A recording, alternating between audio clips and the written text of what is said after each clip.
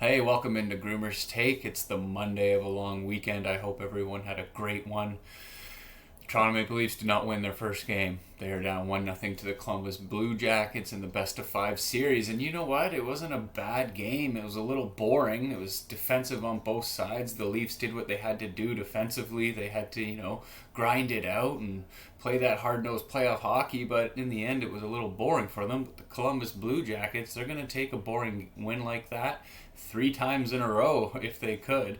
Koepka played very well. Freddie Anderson played really great. He made a lot of unbelievable saves.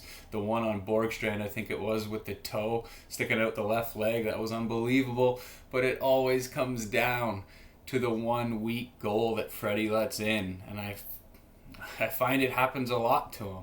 And right now, especially in the playoffs, that can't happen.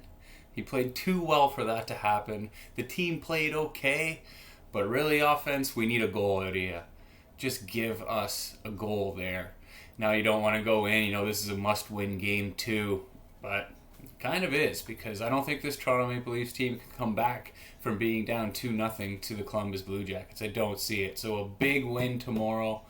4 o'clock start. Huge game. It'll be exciting to sit down and watch that for the afternoon. And do me a favor, Leafs.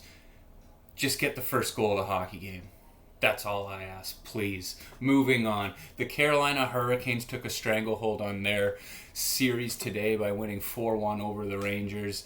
You have to think, Lundqvist got the start, and I was really surprised by that, with Igor Shesterkin being the next up-and-coming goalie there. I think he's going to be a stud. I was surprised they gave it to Lundqvist. Maybe it's a respect thing, but now that you're going into Game 3 down 2-0 and Lundqvist hasn't looked that good, do you go with the young kid? Maybe they already announced it. I'm not sure, but I would maybe go with Shesterkin for Game 3 in a couple days from now. Another thing we got to get into the Winnipeg Jets. Getting a huge win today over the Calgary Flames, tying their series at 1-1, and they did it without Patrick Laine and Mark Scheifele, of course, in the lineup. Now, of course, Mark Scheifele, the injury might not be as severe as we first thought, unless the news change, and I don't know. But he could be available for some point in the rest of the series. I'm not really sure of the details, but it is good that it's not as severe as it looked, because it didn't look great. And of course, you hear a lot of people's opinions on whether Matthew Tkachuk meant to do it or not. I'm not going to say that it was an intentional thing. Hockey's difficult. It's crazy fast. The only thing I don't understand is, why is the skate even coming up off the ice? I mean, why, if you're going in to hit somebody or anything, why is that skate coming up off the ice? It was a quick turn thing he was doing, but I don't know. I don't know much of anything of it. I just have my opinion, my take. I just don't see why the skate has to come off the ice. I hope Scheifele comes back. I hope Laine comes back. It was a huge win for the Jets. What I do like in that whole scenario is that Matthew Tkachuk answered the bell and fought Blake Wheeler, fellow countryman, later in the game, whenever it was, and you're answering for it. Yes, Paul Maurice was pissed, that it was absolutely disgusting and he meant to do it. The Jets are going to be pissed, but I don't know. I just don't see that being intentional. But the series is tied at 1-1. This is going to be a great series to watch moving forward. Baseball. A mess, continuing to be a mess. I don't understand. I know they didn't get to start their season before the pandemic hit, but why couldn't everyone just be in a bubble like the other leagues? Why couldn't you just go to a closer city where there's a huge, complex available to play at?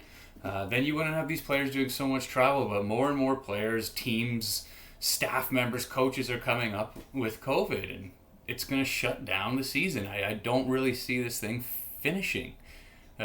Not every team's going to play the 60 games that they think they're going to play. Not going to happen. What else? Golf. Brooks Koepka made a huge putt and then puts it in the water off the tee on the 18th. He's struggling this year. Is it because he's not the biggest guy on the tour anymore?